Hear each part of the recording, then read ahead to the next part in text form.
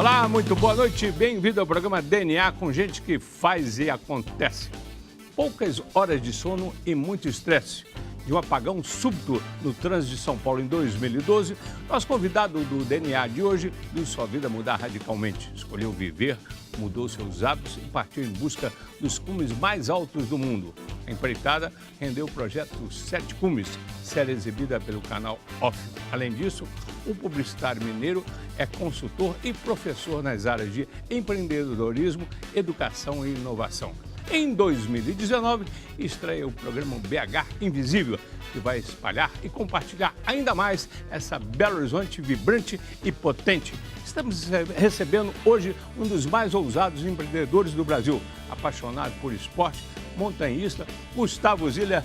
Prazer revê-lo aqui, a gente que conhece você aí pelos altos, né, cumes aí, com sua história, parabéns aí. Obrigado. E obrigado aqui por emprestar aqui hoje a sua expertise e falar um pouquinho desse DNA aí. Esse DNA, que DNA que você traz aqui para a nossa mesa aqui hoje? Obrigado pelo convite, obrigado para todo mundo que está assistindo a gente aí por ouvir. O Paulo, eu costumo dizer que eu sou um cara que não gosta de ficar parado, né? Aquela história de The Rolling Stones, né? Pedra parada cria limbo. Tá. Então, acho que meu DNA é esse, tá sempre movimentando. Eu nunca tô... É difícil me ver no mesmo projeto durante um período muito grande, né? Acho que isso é uma característica que algumas pessoas consideram ruins, né? Uma característica ruim, mas eu não... Eu sou assim, é difícil mudar. Mas veio do papai, veio da mamãe? Como Acho que do meu avô, né? Vovô Adel, que era um cara que ele era imparável, assim, né? Meu avô, ele foi o meu primeiro ídolo e ele me ensinou bastante. Ele, por exemplo, me ensinou a escrever. Eu adoro escrever, eu adorava vê-lo de madrugada escrevendo textos para defesa lá do Atlético ou para discursos, etc, né? Então, acho que veio dele, assim, era um cara imparável, assim, incansável, até os 85... Adel Ziller. Tá, famoso aí famoso, também. Tá. E o pai da mãe, o que é que você arrumou? Aí eu acho que o espírito aventureiro, né? Meu pai e minha mãe sempre optaram por alguma aventura na vida, mudaram sempre para procurar novos ares. A gente morou em Salvador, moramos 6 anos em Belém do Pará, onde eu fui educado, né? Onde eu fui escolarizado, né? E então eles gostavam muito, assim, a gente gostava de agito, assim, na nossa vida. Mas dada a profissão do pai? Ele era representante comercial, né? João Ziller, tá. Né? Representante comercial. Minha mãe pedagoga. Tá. E qual é o nome dela? Ângela. Ângela, tá. E aí a gente rodamos o Brasil. Rodando, tá. E da infância você traz o quê? Mais lembranças de onde? Belém? De Belém. Até que ano você ficou? Eu fiquei dos 6 aos 12 anos em Belém. Então muito, foi a minha principal infância foi lá, né? Caiu alguma manga na cabeça? Lá, bastante. Lá não tinha jeito de escapar, não, né? É tradição. O que mais aí? Vidro do carro, né? Belém foi onde eu conheci a floresta amazônica, a ilha de Cumbu, que é o início da floresta, que é espetacular. Tinha amigos da FUNAI, né? Pessoas que cuidavam dessa história já da nossa cultura indígena. Museu Emílio Gueldi, eu tenho uma lembrança muito grande, que é um principal museu, um zoológico, entre aspas, mas onde que tem também uma pesquisa científica muito intensa. Então, sempre que eu acabava a aula, que eu podia, eu ia para lá. Eu e o meu irmão mais do meio. São quantos irmãos? Nós somos 3. Cristiano e o João. Todos passaram por lá? O João nasceu lá, inclusive, em 85. E aí, no ano posterior, em 86, a gente voltou para BH.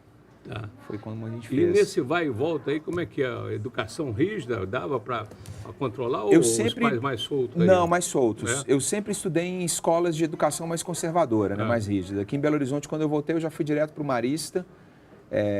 Em Belém eu estudei num colégio ideal, um colégio que tinha uma cultura mais de moral e cívica ali. Mas meu pai e minha mãe sempre foram, vai que a gente está te apoiando. E você era o quê? Caxias? Eu era um aluno médio. Médio. Eu fazia o suficiente nas matérias que eu não gostava e fazia, e as que eu gostava eu me destacava. Tá. E aí foi, o curso superior veio o quê? Na Esteira? Veio na Esteira, Belo Horizonte, fiz Formado aqui aí? na PUC, Publicidade e Propaganda. Tá. Sou filho do prédio 13 lá da PUC. Salve. Eu sei disso, sei muito bem. Me entregaram ali, né? Nós somos filhos do prédio 13. Salve o Ike ali. Né? Um abraço para ele. Mas ali foi meu aprendizado, né? Ali a gente dominou o DA. A gente fez muita festa, muita calorada, aprontamos bastante, a gente cuidava do laboratório de fotografia, laboratório de vídeo. Eu tive uma turma que me acompanha até hoje, de onde tem meus sócios, né, meus sócios no Duque, etc. São figuras que eu conheci no Prédio 13. meus melhores amigos. Sabe quando seu filho tem um tio que não é tio de verdade, que chama de tio? Todos os tios dos meus amigos são amigos do Prédio 13, que cresceram profissionalmente comigo. Mas antes do Prédio 13, a Fandinha está me lembrando aqui no ponto, você passou pelo Exército também. Passei. Né? E ali também fez amigos e tudo? Fiz, essa aí é a você, turma você aí, identificou ali, está lá no fundo. Estou lá no fundo da esquerda, em cima da pedra ali. Ó. Eu fiz CPOR aqui em Belo Horizonte, foi uma época boa. Está aí na formatura do CPOR. Faz uma leitura aí, ó. Quem tá Essa é a formatura do primeiro acampamento. Quando a gente chega, minha mãe é à direita e minha mulher à esquerda. A Paty está comigo há 29 anos, Paulo. Você começou a namorar com 14 anos? 14 anos. Brincadeira, hein? Então foi... O amor é lindo. O amor é lindo. Né? E a gente foi passando... de casado hoje? 29. A gente faz 30 dia 21 de abril do ano que vem, né? E aí o primeiro emprego, veio? Eu fui menor aprendiz no Banco do Brasil, ali do centro. Depois eu saí. Com quantos anos aí? Tá. Tinha 13, 14 anos, né? Naquela época podia, né? Aquele programa do menor aprendiz. Eu e meu primo, o Léo, a gente ficou lá uns 8 meses, um ano. Ele ficou, acho que até um pouquinho mais. Aí saí e voltei para estudar, me formei e fui para a faculdade. Agora, voltando ao Prédio 13, famoso, só quem viveu conhece essa história. Mas por que publicidade, seu Foucault? Eu tinha a minha família toda estava no mercado, né? Então, para mim, foi uma questão de semiótica. Semântica, desculpa, uma questão de semântica. Era um lugar que eu me sentia... era o Delfim lá. Delfim, grande figura. Grande figura. E aí foi assim, acabei indo. Mas eu gostei do curso. E gostei muito pelas pessoas. Eu tive alguns professores que eu me recordo bem. O ambiente era muito legal e os meus amigos, assim, a minha turma é uma turma que eu não abro mão, sabe? Eu carrego pra vida. Formado em que ano foi? Em 98. 98, tá. Aí você tem um dado aí, você especializou em produção digital, não é isso? Isso. Rádio, TV... Na Inglaterra? Na Inglaterra. Depois, na sequência, eu morei em 95, eu tranquei matrícula, desculpa, tranquei o curso e fui morar na Inglaterra em 95. Em 95 todo eu fiquei por lá. E a Inglaterra em 95 era um país que estava, assim, fervendo.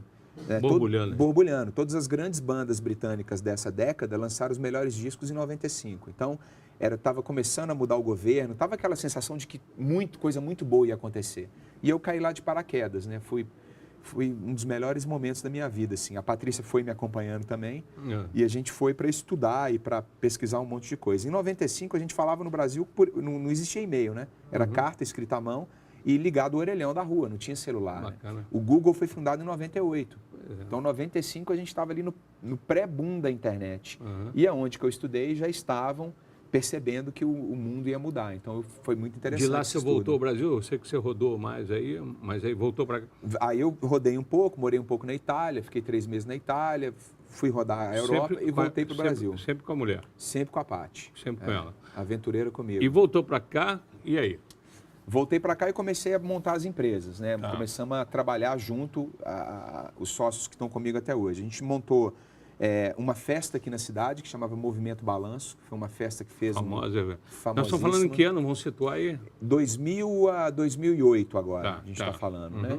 Então teve Movimento Balanço, eu toquei com a minha banda, os Zipados, toquei bastante, a gente chegou a lançar 3 discos. A gente montou um bar que chamava Graças a Deus, que também marcou época. Aonde aqui. Foi? Na rua Padre Odorico, ali no São Pedro. Daí a gente começou a perceber que a gente tinha talento para isso, para cuidar de pessoas, de entretenimento, etc. E a gente fundou o Duque Duque. Duque Duque é uma rede de pubs aqui da cidade que tem um hambúrguer que é super premiado. Mas né? Isso paralelo ao digital aqui. Isso paralelo ao digital. Você tem até um reconhecimento aqui. Sim, a gente tinha um grupo de entretenimento e na paralela a nossa empresa que trabalhava no mercado digital estava crescendo.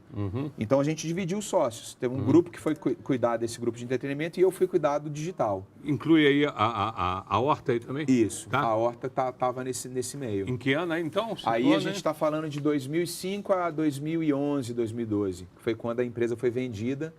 E aí a gente... Você estava com 38 anos? Estava com 38 anos. Aí o que pintou? Diz que caiu um raio na sua cabeça.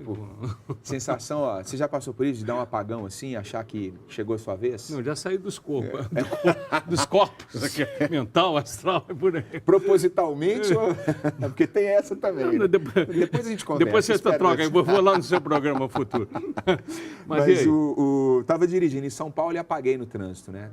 Deu um apagão, acordei no hospital. É um apagão? Vamos situar o telespectador. Bom, eu comecei a suar né, dirigindo, comecei a só, imagina que eu estou na Avenida Afonso Pena, que era uma avenida similar em São Paulo, mão suando e taquicardia. E aí você tem a sensação de que algo ruim vai acontecer, mas não acontecia. Então a sensação foi se multiplicando. Um motorista de táxi emparelhou do meu lado e me perguntou, tá tudo bem, senhor, etc. Eu apaguei. Tem fotos dessa época que Pagou mesmo? Paguei. Foi Paguei, carregado? acordei no hospital. E aí? Podia ter... Aí tomei um choque, né? A Patrícia, quando eu acordei, a Patrícia estava lá do meu lado e eu achei, pô, agora ela vai me acolher, né? Se eu morrer, eu estou no céu e estou com a melhor pessoa do mundo para estar no céu. Né? Se eu não morrer... Paraíso. eu estou no paraíso. Se eu não morrer, eu também estou no paraíso, né? Que ela está do meu lado. Mas ela me deu um esporro. Falou, pô... O que é estresse mesmo? Foi síndrome de burnout, que é uma doença que foi diagnosticada... Traduz aí. Traduz. É uma doença que tem a ver... É a forma que você lida com o seu trabalho. Você começa a dividir o Gustavo do trabalho do Gustavo de dentro de casa. O Gustavo que vai ao jogo de futebol com os amigos, do Gustavo que vai para uma reunião. São duas personas diferentes, né? Aí você cuida de um jeito aqui, cuida de outro aqui, e isso, ao longo prazo, vai trabalhando no seu cérebro de um jeito que prejudica. Então, é uma espécie de depressão relacionada a essa história. Tanto que eu gostava do que eu fazia, mas eu estava fazendo de um jeito errado. Né? E aí teve uma ruptura teve com uma tudo? Ruptura. O sistema operacional falou, não, você está de sacanagem, vou dar um Ctrl-Alt-Del aqui, você vai, apaga e A partir volta, daí né? você mudou, mas antes de você me falar disso, o que você diria para quem está vivendo exatamente esse momento que você carimbou aí no seu passaporte? Eu tenho duas recomendações. A primeira é que a gente costuma, para sair disso, a gente acha que a gente tem que fazer coisas incríveis. Né? E o primeiro passo normalmente está muito próximo da gente. É pegar o telefone e ligar para uma pessoa que você não conversa há bastante tempo e que, de certa forma, tem culpa sua também por causa disso, sabe, é fazer um curso novo. Então, o primeiro passo está muito próximo, é procurar ao redor mesmo que você ache o primeiro passo. E a segunda coisa é reconhecer a dor do outro, porque eu tenho a teoria de que o mundo tá doente, sabe, Paulo? A gente tá vivendo um mundo doente e a gente tem que colar em pessoas que são curandeiras. Então, quando você reconhece que não só você sofre, né, não só você sente a dor, fica mais leve para você sair dela. Você estourou a bolha do egoísmo, então, diria? Boa. Por aí? Boa, por aí. E aí a coraça foi-se? Aí você fica vulnerável e fica tudo mais fácil. E aí, o que passou a ser a sua vida isso? Vida que segue aí? Vida que segue. Eu voltei para BH para começar, fiz um downgrade financeiro na minha vida, eu ganhava muito bem em São Paulo, tinha uma vida assim de um executivo de alto escalão, né? A gente voltou para cá, eu morei 1 ano na casa da minha sogrinha, tia Cecília. Poxa, depois eu comecei a escrever o roteiro para o programa de TV e comecei a produzir conteúdo de novo, uma coisa que eu adorava fazer, e fui me recuperando dentro. Aí as coisas foram se autorregulando, entendeu? As coisas foram acontecendo, tudo foi se autorregulando, eu fui diminuindo o meu nível de ansiedade, as coisas que eu prospectava. Mas ao mesmo tempo você começou a subir. Comecei a subir. Diminuiu. Aí vieram os cumes. Engraçado que eu acabei de falar que você não precisa, né, fazer uma coisa assim, vou escalar o Everest para transformar a minha vida, né? E, no entanto, eu estou fazendo isso, né? A próxima montanha que eu vou agora Mas isso foi na sequência ou eu me adiantei? Não, aqui? Foi logo na sequência. Quando a gente chegou em BH, foi ali para 2014, foi o ano que eu comecei a treinar para fazer o programa. A primeira montanha que eu escalei foi em fevereiro de 2015. Mas você foi já programado e com programa? E com programa. Tá. É um esporte caro, não é um esporte acessível. Né? É um esporte que, para você, uma expedição ao Everest custa $70 mil. Que né? isso? Então, por quê? Por que o custo? A logística e a licença de escalada. Tá. Né? Sua mulher foi? Não, ela não escala. Você juntou com profissionais já? Juntei com os profissionais, os guias profissionais. Eu não sou um montanhista profissional, né? Então, juntei com as pessoas que conhecem do assunto, montei uma equipe de preparação física e médica incrível. Meu médico é o Dr.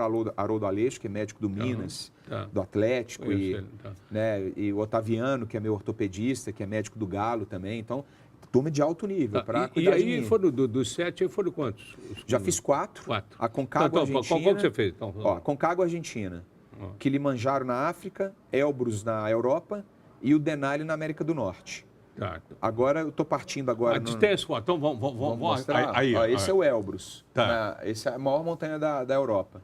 5.600 metros. A cara do Rajnish ali. Aí o ataque é o cume ao Elbrus. A gente pegou uma ventania incrível aí nesse início. Qual altura aí? Aí eu estava em 5.200.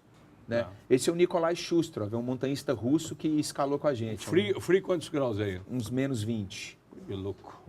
Na descida do ataque. A equipe, quantas pessoas aqui? Éramos 6 nessa escalada. Em média, tá. Aqui, no então? Elbrus. Aí é descendo do campo base, né? Tá. Então, essa é a minha vida quando eu estou na montanha, né? Tá, mas esse projeto não parou ainda? Não parou. Tá. Continua. Natal agora eu estou indo para a Antártida, escalar o maior cume de lá, que é o Vinson. O programa vai passar depois? Vai passar depois. Aí no final de fevereiro, início de março, eu estou indo para Cartens, que fica na Oceania, em Papua Nova Guiné, que é a maior montanha de lá. E aí, em abril, finalmente a gente chega no Everest. A gente vai tentar o Everest. Tá, rapidinho assim, como é que a preparação para isso? Eu dei uma No pulada início, a preparação era de um triatleta. Né? Então, quem conhece aí o Thiago Vinhal pelas ruas de BH, ou o Diego, né?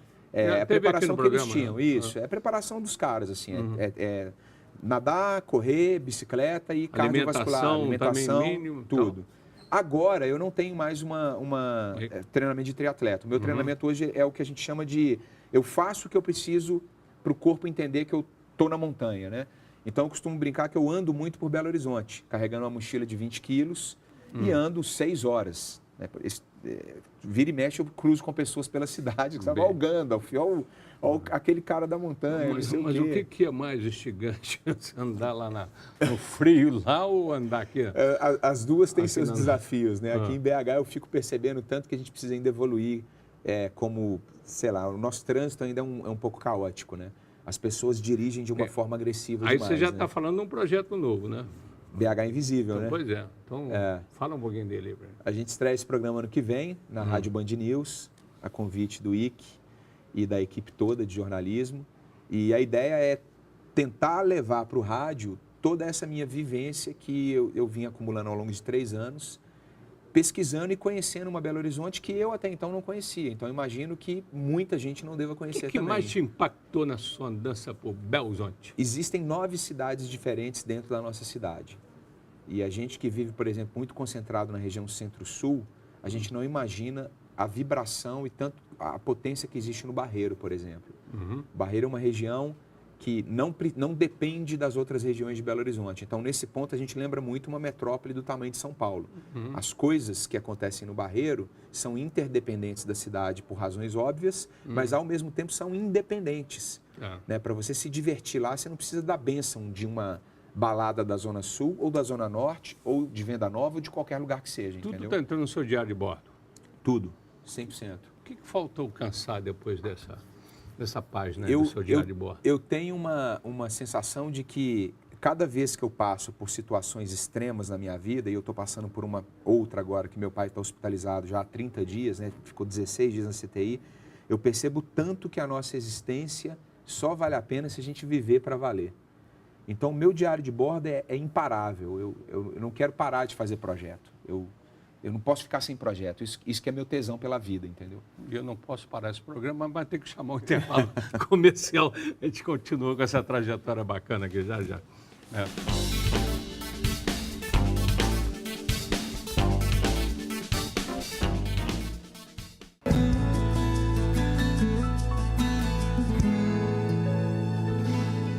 Bem, a gente volta com o programa DNA, que tem hoje aqui o professor Gustavo Ziller, que está dando uma lição de vida aqui, sobretudo depois que teve uma ruptura e ele abriu os poros para novos horizontes, inclusive mentais, psíquicos, né? Mas a sua trajetória passa uma história também bonita, né? 29 anos ao lado da esposa, 4 filhos, não é isso? 3 né? filhos. 3 filhos, desculpa. Poderia ser 4. Poderia ser. Quem sabe vai vir aí. Né? 29 anos com a Patrícia. Como é que chamam os meninos? Joana, mais velha, está com 18. 18. Artista plástica, revelação da cena. Yara tem 15, escaladora, e o Matheus, 13. Esse certamente tem a ver com as letras, adora contar uma história. Algum puxou aí você? Eu acho que tem um pouquinho de mim nos 3, assim. Você é bom pai? Eu enxergo. Considero. Eu sou um pai esforçado. Bacana, não, sou. Eu procuro me colocar na referência deles. Eu acho que o mundo deles é bem diferente do meu, quando eu nasci em 74, né? Eu costumo dizer que hoje eles têm a coexistência de várias coisas que na minha época não tinha, né? Tá. Algum já está tatuado assim igual Os você? 3, ó. Aqui tem... Faz uma leitura. Yara, olha, bacana. Yara, Joana está aqui. Tá. Matheus está aqui, ó. Tá. Aqui estão o projeto 7 Cumes, a importância da música na minha vida. Esse braço todo aqui é da Patrícia, ó, 21 de abril a gente faz aniversário de namoro. um pouco da minha espiritualidade. Né? Uma vitrine. Quantas tatuagens tem? Não dá nem para contar. Não dá, Paulo. Perdi a conta. Mas é um vício. Outdoor ambulante. É um outdoor ambulante. Mostra aí. E eu tatuo para mim, né? Porque aqui toda tatuagem tem um momento da minha vida que eu deixo ali para a eternidade. Tem preconceito ainda alguém de vez? Não tenho. Eu nunca sofri, não. Acho que hoje em dia está tranquilo. E as palestras? Eu dou aula desde os 21 anos, comecei na cultura inglesa aqui, cheguei a ser coordenador das culturas inglesas. Um abraço para o Juliano. Salve figuraça. Demais. Sim, demais. Eu devo muito aos dois. E de lá nunca mais parei de dar aula. Dei aula de inglês muito tempo, depois migrei para aula de marketing.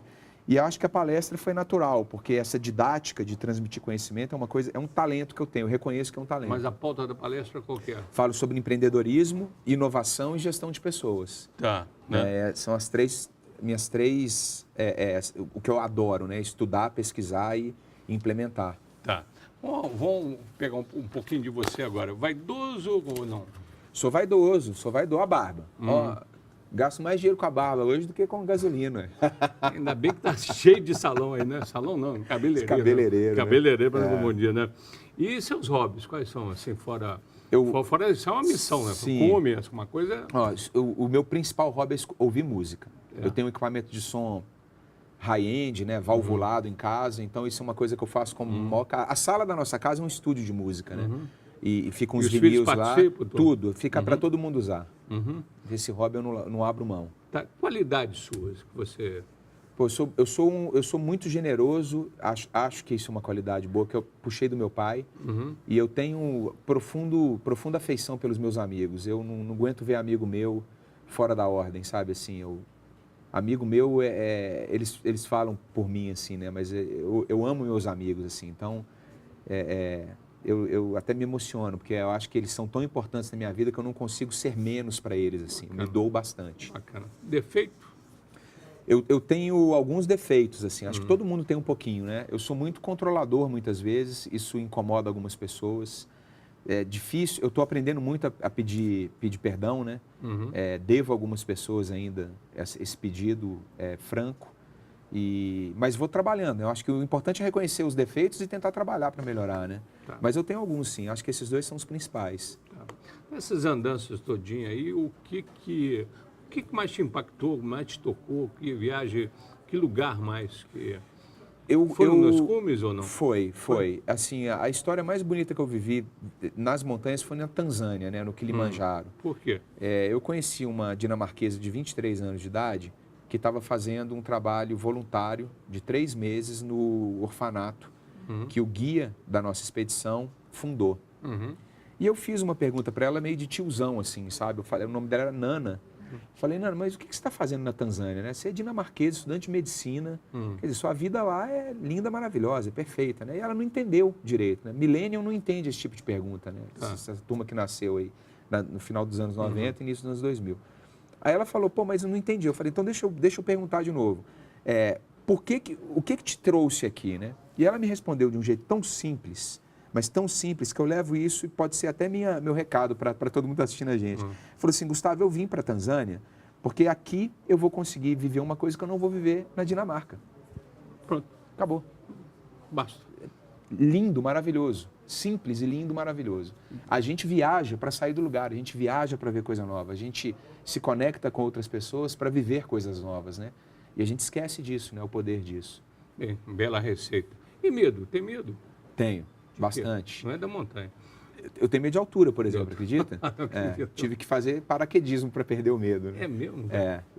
Eu venci pela vontade, louco, né? Mas assim, como pai, eu tenho medo do legado que eu posso deixar para os meninos, assim.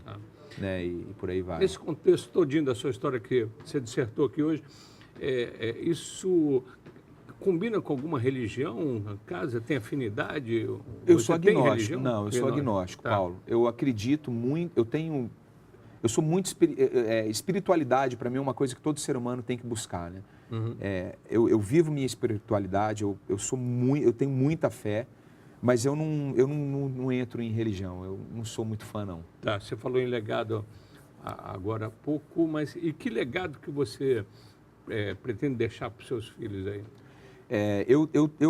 Quando eu passei mal, quem me deu a primeira chicotada foi a Paty. Uhum. Ela virou para mim e falou assim, você ia morrer com 38 anos de idade e ia deixar essa imagem ridícula para os seus filhos. Uhum. Então, trata de mudar essa história, né? Uhum. E aí eu escrevi um livro para eles, que chama Escalando Sonhos. Esse livro está esgotado. E ali eu falo isso com eles, assim, que o mundo, ele é do tamanho que você quer, que você pode. Então, eles têm que ser do tamanho do mundo deles. Não tem essa de muito dinheiro, pouco dinheiro, direita, esquerda, diagonal, etc. O mundo tem que caber no tamanho dos seus sonhos. Isso é o principal legado que eu quero deixar. O que o dinheiro não compra? Felicidade, né? Felicidade. É vaidoso? Sim. Tá. Ninguém pensa em morrer, né? Ou pensa? Você pensa? Eu não, mas não. Ninguém pensa. Mas se for para morrer ou se morrer, você deixaria alguma coisa no seu jazigo? Sugeriria a alguém para escrever o quê? Eu nunca pensei sobre isso, mas eu acho que uma frase boa para deixar ali é que tá aqui um cara que curtiu a vida. Bacana, bacana.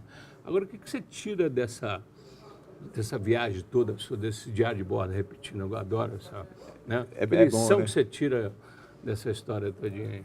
É meio que um clichê o que eu vou falar, mas é bem importante quando você realmente toma verdade disso. A vida é curta demais, Paulo. A vida é curta demais, cara. E toda vez que eu tomo um Solavanca, eu percebo isso. Eu baixei um aplicativo que eu coloquei lá que eu vou morrer com 103 anos de idade. Então fica uma contagem regressiva. E não é tortura, não é para ficar... Mas te dá uma sensação de que você precisa se entregar mais, entendeu? Bacana. Viver cada segundo mesmo. Para fechar, último minuto, quem é o Gustavo? Amigo. Amigo. Um cara amigo. Amigão, novo amigo meu. Com certeza. Parabéns, obrigado por ter Paulo. vindo em nome da Band aqui. Valeu. Obrigado. Obrigado.